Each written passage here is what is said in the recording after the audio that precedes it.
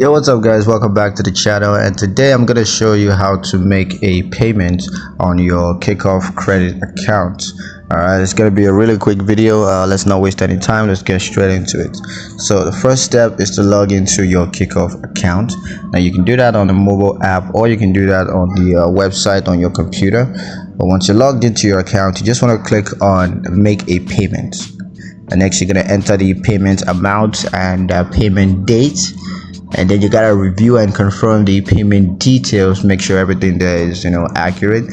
And once that's done, just choose the payment method. It could be a bank transfer, debit cards, or whatever it is. Just choose the payment method and then confirm the payment to get that done. So yeah, that's pretty much it on how to make a payment on your Kikoff credit account.